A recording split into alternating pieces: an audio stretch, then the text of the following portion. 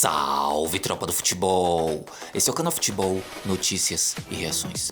Com polêmica de arbitragem, o Flamengo venceu o Vasco. O Mauro César, que não foge de polêmicas, aliás, ele alimenta algumas polêmicas, deixou sua opinião. Deixa o vídeo com vocês, com os créditos da Jovem Pan Esportes.